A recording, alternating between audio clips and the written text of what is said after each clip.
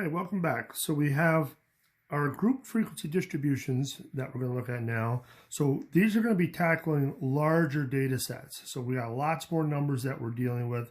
And instead of looking at individual values, which would make your table about, a mile long, we're going to consolidate them into smaller groups and then put them into your table like so. So for this problem, I'm going to steal from the textbook again. And so we have, let me zoom in a little bit. So we got exam scores. So it says the scores of the 48 members from a sociology lecture class on a 50-point exam were as follows. So we got all these different scores for those 50 students. So you can see that it would give you a really huge table if you did them one at a time. There might be some overlap in there, but it's going to be a lot easier if we kind of group them into small categories. So the second part of this tells you how to do it. So it says use 6 classes with a uniform class width of 5 points and use a lower limit of 21 points for the first class. So the first thing they tell us is that there's 6 classes. So if there's 6 classes, we're going to want 1, 2, 3, 4, 5, 6 spaces, 6 rows essentially in your table. So that part's already set up for us. So now the second part of it says with a uniform class width of 5 points. Okay, let me write that down. So class width equals 5. And then the last piece of information that we need, and use a lower limit of 21 points for the first class. Okay, and so the lower class limit is equal to 21 points. All right, so now we should be able to get our table started. So the first thing that we can use is this lower class limit. That's basically your starting point for your whole table. So we know we're going to have to start at 21. So we're going to go from 21 to something. And the question is what's that something? But that's where this class width comes in. We want each class to be 5 big. So now normally what people would do, and they do this incorrectly, is they say, okay, well, I'll just add 5 to this and make it into a 26. So if I go from 21 to 26, that's a class width of 5. And that is absolutely wrong. And the reason why is because you can use your fingers and count. So 21, 22, 23, 24, 25. 25 would be a class width of 5. So if we go from 21 to 25, that is 5 big. So now, but how can we use this to our advantage? And the trick is not to add across, but to add down.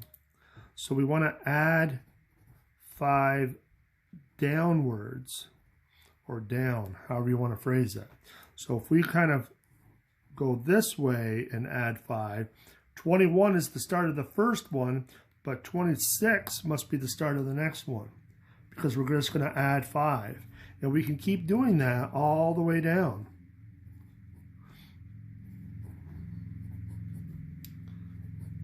And that'll get you all of your starting points. So whatever that class width, that's what you have to add vertically. And now you can do the same thing on the other side. If we add 5, that's going to get us to 30, and then 35, and 40, and 45, and 50.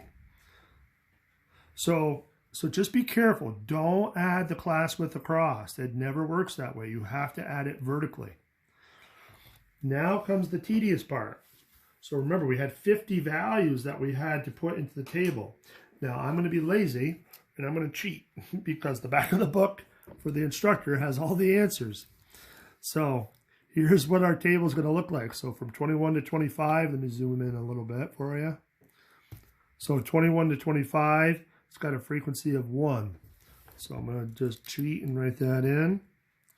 And then we got a frequency of 2, and then a 5, of 12, of 16, and of 12. So remember, it was a 50-point quiz, but there was 48 students. I may have misspoke earlier. But so this should add up to 48, and we can again quickly do that just using your calculator. So 1 plus 2 plus 5 plus 12 plus 16 plus 12 equals our 48. So we're good.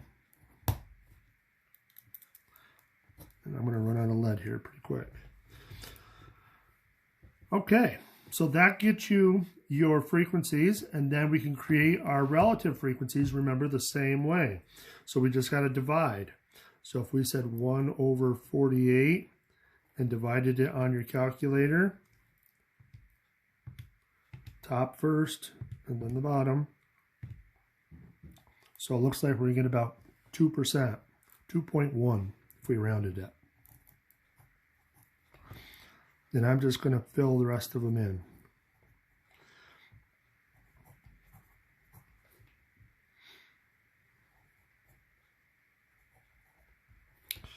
So if we fill all these in,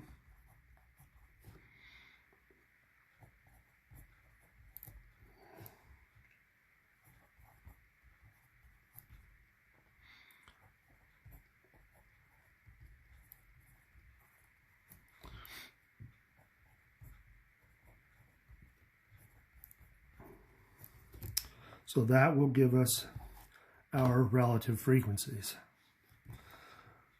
So again, a lot of calculator work for this chapter. So if you don't have a calculator, make sure you get one because you're going to need it to take care of all this.